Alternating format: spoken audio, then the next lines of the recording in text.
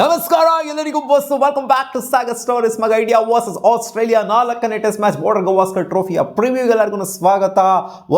Almost ಒಂದು long ಬ್ರೇಕ್ನ ತೊಗೊಂಡು ಬರ್ತಾ ಇದ್ದಾವೆ ಎರಡು ತಂಡಗಳನ್ನು ಕೂಡ. ಮೆಲ್ಬೋರ್ನ್ ಕ್ರಿಕೆಟ್ ಗ್ರೌಂಡ್ ಹಿಸ್ಟಾರಿಕ್ ವೆನ್ಯೂಲಿ ಆಗ್ತಾ ಇರುವಂಥ ಮ್ಯಾಚು. MCG ಆಡಬೇಕು ಅಂತಂದರೆ ನಿಜವಾಗ್ಲೂ ಪುಣ್ಯ ಪಟ್ಕೊಂಡಿರಬೇಕು ಗುರು. ಯಾಕಂತಂದರೆ ಅಂಥ ಹಿಸ್ಟ್ರಿ ಇದೆ ಈ ಒಂದು ಗ್ರೌಂಡ್ಗೆ. ಸಿಕ್ಕಾಪಟ್ಟೆ ದೊಡ್ಡ ಗ್ರೌಂಡು, ಹ್ಯೂಮಿಡ್ ಕಂಡೀಷನ್ಸ್ ಬೇರೆ, ಟೆಂಪರೇಚರ್ ಸಿಕ್ಕಾಪಟ್ಟೆ ಜಾಸ್ತಿ ಇರೋ ಕಾರಣದಿಂದ ಒಂದು ಇನಿಷಿಯೇಟಿವ್ನ ಕೂಡ ತಗೊಂಡಿದ್ದಾರೆ ಆಸ್ಟ್ರೇಲಿಯನ್ ಕ್ರಿಕೆಟ್ ಅವರು. ಅದೇನಂತಂದರೆ ಜಾಸ್ತಿ number of times drinks break ಇರುತ್ತೆ ಅಂತ. ಯಾಕಂದರೆ ಹ್ಯೂಮಿಡ್ ಕಂಡೀಷನ್ ಆಲ್ಮೋಸ್ಟ್ ಚೆನ್ನೈ ರೇಂಜಿಗೆ ಟೆಂಪರೇಚರು ಇದೆಯಂತೆ ಸದ್ಯದ ಮಟ್ಟಿಗೆ ಅಲ್ಲಿ. ಸೊ ಆದ್ದರಿಂದ ಹ್ಯೂಮಿಡ್ ಕಂಡೀಷನ್ಸ್ ಇರೋದನ್ನ ಮಳೆಯ ಪಾಸಿಬಿಲಿಟಿ ಅನ್ನೋದು ಇಲ್ಲಿ ಸಿಕ್ಕಾಪಟ್ಟೆ ಕಮ್ಮಿ. ಕಂಪ್ಯಾರಿಟಿವ್ಲಿ ಬೇರೆ ಸ್ಟೇಡಿಯಮ್ಗೆಲ್ಲ ಕಂಪೇರ್ ಮಾಡ್ತಂದರೆ ಮೆಲ್ಬರ್ನಲ್ಲಿ ಕಮ್ಮಿ ಇದೆ. ಸೊ ಆದ್ದರಿಂದ ಇಲ್ಲಿ ಸಿಕ್ಕಾಪಟ್ಟೆ ನಾವು ನೋಡ್ಬೋದು, ಡ್ರಿಂಕ್ಸ್ ಬ್ರೇಕ್ಗಳನ್ನ ನೋಡ್ಬೋದು. ಸೊ ಇಲ್ಲಿನ ಪಿಚ್ ರಿಪೋರ್ಟ್ಗೆ ಬಂತು ಅಂದರೆ MCG ಅಸಿಸ್ಟ್ ಮಾಡುತ್ತೆ ಪೇಸ್ ಆ್ಯಂಡ್ ಸೀಮ್ಗೆ. ಅದರಿಂದ ಇಲ್ಲಿ ಪೇಸಸ್ಗಳು ಸಿಕ್ಕಾಪಟ್ಟೆ ಎಫೆಕ್ಟಿವ್ ಆಗಿರೋದನ್ನ ನಾವು ನೋಡ್ಬೋದು. ಈ ಮ್ಯಾಚು ಜಾಶ್ ಹ್ಯಾಜಲ್ವುಡ್ ಹೆಂಗಿದ್ರು ಇಲ್ಲ, ಇವ್ರ ಜಾಗದಲ್ಲಿ ಸ್ಕಾಟ್ ಬೋಲ್ಯಾಂಡ್ ಅವರು ಆಡುವಂಥ ಸಾಧ್ಯತೆ ಇದೆ. ಆಲ್ಮೋಸ್ಟ್ ಸಾಧ್ಯತೆ ಅಲ್ಲ, ಕನ್ಫರ್ಮ್ ಮಾಡಿಬಿಟ್ಟಿದೆ. ಸ್ಕಾಟ್ ಬೋಲ್ಯಾಂಡ್ ಅವರು ಆಡ್ತಿದ್ದಾರೆ, Nathan Lyon, Mitchell Starc, Pat Cummins ಜೊತೆಗೆ ಮಿಚೆಲ್ ಮಾರ್ಷ್. ಸೊ ಇವರೆಲ್ಲ ಲೀಡ್ ಮಾಡ್ತಾರೆ ಇವರ ಬೌಲಿಂಗ್ ಅಟ್ಯಾಕ್ನ. ಇನ್ನು ನಮ್ಮ ಇಂಡಿಯಾ ವಿಚಾರಕ್ಕೆ ಬಂತು ಅಂದರೆ ಶೋರ್ ಆಗಿರೋಂಥ ಆಸ್ಟ್ರೇಲಿಯಾದು ಪ್ಲೇಯಿಂಗ್ ಲೆವೆನ್ನ ನಾನು ಡಿಸ್ಪ್ಲೇ ಮಾಡ್ತಿದ್ದೀನಿ. ಆ್ಯಂಡ್ ಸ್ಯಾಮ್ ಅವರು ಇಲ್ಲಿ ಡೆಬ್ಯೂ ಮಾಡ್ತಾ ಇದ್ದಾರೆ ಬಾಕ್ಸಿಂಗ್ ಡೇ ಟೆಸ್ಟ್ ಮ್ಯಾಚಲ್ಲಿ. ಬಾಕ್ಸಿಂಗ್ ಡೇ ಟೆಸ್ಟ್ ಮ್ಯಾಚಲ್ಲಿ ಡೆಬ್ಯೂ ಮಾಡೋದು MCG ಅಂತ ಗ್ರೌಂಡಲ್ಲಿ ಇದೊಂಥರ ಡ್ರೀಮ್ ಕಮ್ ಟ್ರೂ ಮೂಮೆಂಟ್ ಅಂತ ಹೇಳಬೇಕು ಸ್ಯಾಮ್ ಅವರಿಗೆ. ಸೊ ಓಪನಿಂಗ್ ಶಾಟಲ್ಲಿ ಬರ್ತಾರೆ ನ್ಯಾಥನ್ ಅವರ ಜಾಗದಲ್ಲಿ. ಸೊ ಇಂಡಿಯಾದು playing eleven, probable playing eleven changes ಕೂಡ ಇಲ್ಲಿ ಇಂಡಿಯನ್ ಟೀಮಲ್ಲಿ ಆಗ್ತದೆ ಅಂತ ಅಪ್ಡೇಟ್ಸ್ಗಳು ಬಂದಿದೆ.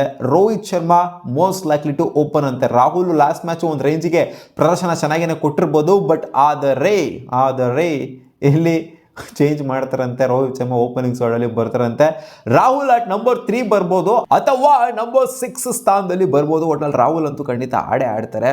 ಶುಭ್ಮನ್ ಗಿಲ್ಲು ಕೂಡ ಆಡ್ತಾರೆ ಅಂತ ಅಪ್ಡೇಟ್ ಬಂದಿದೆ. ನಿತೀಶ್ ಕುಮಾರ್ ರೆಡ್ಡಿನ ಚೇಂಜ್ ಮಾಡಿದ್ರಂತೆ ಇವರು. ನಿತೀಶ್ ಕುಮಾರ್ ರೆಡ್ಡಿ ಹಂಗೆ ನೋಡೋಕೆ ಹೋಯ್ತು ಅಂದರೆ 3 ಮ್ಯಾಚಲ್ಲೂ ಕೂಡ ಕನ್ವಿನ್ಸಿಂಗ್ ಆಗಿ ಆಡಿರೋಂಥ, ಕನ್ಸಿಸ್ಟೆಂಟಾಗಿ ಒಂದು ರೇಂಜಿಗೆ ಆಡಿರೋಂಥದ್ದು ಯಾರು ಅಂತಾರೆ ಅದು ನಿತೀಶ್ ಕುಮಾರ್ ರೆಡ್ಡಿ ಬ್ಯಾಟಿಂದ.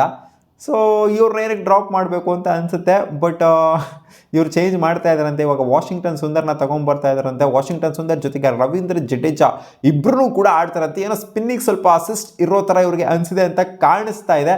ಅದಕ್ಕೋಸ್ಕರ ಇವ್ರು ಈ ಒಂದು ಮೂಮೆಂಟ್ನ ಮಾಡೋದಕ್ಕೆ ರೆಡಿ ಆಗ್ತಾ ಇದ್ದಾರೆ ಅಂತ ರಿಪೋರ್ಟ್ಸ್ ಹೇಳ್ತಾ ಇದೆ. ಗೊತ್ತಿಲ್ಲ, ಚೇಂಜ್ ಆಗುತ್ತೋ ಆಗೋದಿಲ್ಲ 100% ಶೋರಾಗಿ ಹೇಳೋದಕ್ಕಾಗೋದಿಲ್ಲ. ಅಕಾರ್ಡಿಂಗ್ ಟು ರಿಪೋರ್ಟ್ಸು ಇಂಡಿಯಾದು ಪ್ರಾಬಬಲ್ ಪ್ಲೇಯಿಂಗ್ ಲೆವೆನ್ನು ಈ ಥರ ಇರ್ಬೋದು.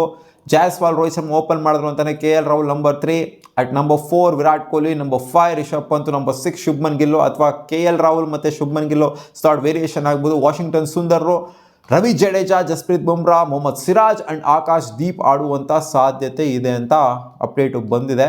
ಇನ್ನು ಸ್ಟ್ಯಾಟ್ಸ್ ವಿಚಾರಕ್ಕೆ ಬಂತು ಅಂದರೆ ಮೆಲ್ಬೋರ್ನ್ ಕ್ರಿಕೆಟ್ ಗ್ರೌಂಡ್ದು 117 ಮ್ಯಾಚು ಇದುವರೆಗೂ ಮೆಲ್ಬೋರ್ನ್ ಕ್ರಿಕೆಟ್ ಗ್ರೌಂಡಲ್ಲಿ ಆಗಿರುವಂಥದ್ದು. ಟೆಸ್ಟ್ ಮ್ಯಾಚ್ ಅಂತ ಬಂದಾಗ 57 ಮ್ಯಾಚ್ನ ಗೆದ್ದಿರೋದು ಬ್ಯಾಟಿಂಗ್ ಫಸ್ಟ್ ಆಡಿದವರು, 42 ಮ್ಯಾಚ್ನ ಗೆದ್ದಿರೋದು ಬೌಲಿಂಗ್ ಫಸ್ಟ್ ಮಾಡಿದವರು. ಸೊ ಆಲ್ಮೋಸ್ಟ್ ಈಕ್ವಲ್ ಆಗೇನಿದೆ, ಬಟ್ ಆದರೂ ಬ್ಯಾಟಿಂಗ್ ಫಸ್ಟ್ ಆಡ್ದೇ ಒಂದು ಸ್ವಲ್ಪ ಪಾಸಿಟಿವಿಟಿ ಕಾಣಿಸ್ತಾ ಇದೆ ಇಲ್ಲಿ.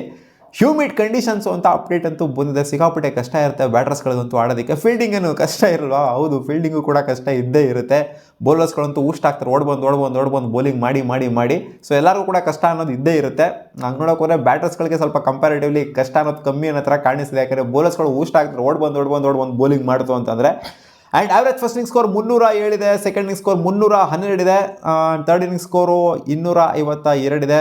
ಥರ್ಡ್ ಡೇಯಲ್ಲಿ ಪಿಚ್ಚು ಡಿಟ್ರೋಯೇಟ್ ಆಗ್ಬೋದು ಅನ್ನೋ ಥರ ಅಪ್ಡೇಟ್ ಅಂತೂ ಬರ್ತಾ ಇದೆ. ಫಸ್ಟ್ ಆ್ಯಂಡ್ ಸೆಕೆಂಡ್ ಡೇ ಒಂದು ರೇಂಜಿಗೆ ಚೆನ್ನಾಗಿರುತ್ತೆ ಬ್ಯಾಟಿಂಗ್ ಆಡೋದಕ್ಕೆ ಅಂತ. ಆಮೇಲೆ ಆವ್ರೇಜ್ ಫೋರ್ತ್ ಇನ್ನಿಂಗ್ ಸ್ಕೋರು 172 ಇದೆ. ಬಟ್ ಆಲ್ಮೋಸ್ಟ್ ಫಸ್ಟ್ ಇನ್ನಿಂಗ್ಸು ಮತ್ತು ಸೆಕೆಂಡ್ ಇನ್ನಿಂಗ್ಸು ಆಲ್ಮೋಸ್ಟ್ ಬ್ಯಾಟಿಂಗ್ ಆಡೋದಕ್ಕೆ ಒಂದು ರೇಂಜಿಗೆ ಚೆನ್ನಾಗಿರುತ್ತೆ. ಥರ್ಡ್ ಇನ್ನಿಂಗ್ಸಿಂದ ಒಂದು ಸ್ವಲ್ಪ ಡಿಟ್ರಿಯೇಷನ್ನು ಸ್ಟಾರ್ಟ್ ಆಗುತ್ತೆ ಥರ್ಡ್ ಡೇಯಿಂದ ಅಂತ ಅಪ್ಡೇಟು ಬಂದಿದೆ. ನೋಡೋಣ ಅದೇನಾಗುತ್ತೆ ಅಂತ. ಒಟ್ಟಿನಲ್ಲಿ ಮಸ್ಟ್ ವಿನ್ ಮ್ಯಾಚ್ ಹೋಗೋರು ಎರಡು ಟೀಮ್ಗೂ ಕೂಡ. ಆಸ್ಟ್ರೇಲಿಯಾ ಆದರೂ ಆ ಮಟ್ಟಿಗೆ ಪ್ರೆಷರಲ್ಲಿ ಇಲ್ಲದೆ ಇರ್ಬೋದು, ಬಟ್ ಇಂಡಿಯಾ ಅಂತೂ ಖಂಡಿತ ಪ್ರೆಷರಲ್ಲಂತೂ ಇದ್ದೇ ಇದೆ. 2 ಮ್ಯಾಚ್ ಇಲ್ಲಿ ಡ್ರಾ ಮಾಡ್ಕೊಳ್ಳೋದು ಅದು ಇದೆಲ್ಲ ಆ ಮೈಂಡ್ ಸೆಟ್ಗೆ ಹೋಗಲೇಬಾರ್ದು. ಅದೇನೇ ಆದ್ರೂ ಕೂಡ ರಿಸಲ್ಟ್ಗೇನೆ ನೋಡಬೇಕು. ರಿಸಲ್ಟ್ ಅಂತೂ ಈ ಮ್ಯಾಚ್ ಖಂಡಿತ 100% ಬಂದೇ ಬರುತ್ತೆ. ಈ ಮ್ಯಾಚ್ ಏನು ಮಳೆಗೆ ಏನು ಆಹುತಿ ಎಲ್ಲ ಏನೂ ಆಗೋದಿಲ್ಲ. ಶ್ಯೂರ್ ಆಗಿ ರಿಸಲ್ಟ್ ಬಂದೇ ಬರುತ್ತೆ. 3-4 ದಿನದಲ್ಲಿ ರಿಸಲ್ಟ್ ಬರುತ್ತೆ ಅಂತ ಅನ್ಕೊಬೋದು. 5ನೇ ದಿನವರೆಗೂ ಹೋಗೋದೆಲ್ಲ ಸಿಕ್ಕಾಪಟ್ಟೆ ಡೌಟು. ನೋಡೋಣ ಈ ಮ್ಯಾಚ್ ಅದೇನು ಆಗುತ್ತೆ ಅಂತ. ಸೊ ಐಸಾನ್ ರೋಹಿತ್ ಶರ್ಮಾ ಹೆಂಗೆ ಆಡ್ತಾರೆ ಈ ಟೆಸ್ಟ್ನ ಅಂತ. ಸ್ಲಾಟ್ ಬೇರೆ ವೇರಿಯೇಷನ್ ಆಗುತ್ತೆ, ಓಪನಿಂಗ್ ಸ್ಲಾಟಲ್ಲಿ ಬರ್ತಾರೆ ಅಂತ ಅದು ಇದು ಅಂತೆಲ್ಲ ಅಪ್ಡೇಟ್ ಇದೆ. ಎಲ್ಲ ಇಂಡಿಯನ್ ಬ್ಯಾಟರ್ಗಳ ಮೇಲೂ ಕಣ್ಣಂತೂ ಖಂಡಿತ ಇದ್ದೇ ಇರುತ್ತೆ. ಅದರಲ್ಲಿ ವಿರಾಟ್ ಕೊಹ್ಲಿ ಮೇಲೆ ಆ್ಯಂಡ್ ಶುಭ್ಮನ್ ಗಿಲ್ ಮೇಲೆ ಬಿಗ್ ರನ್ಸ್ಗಳು ಬಂದಿಲ್ಲ.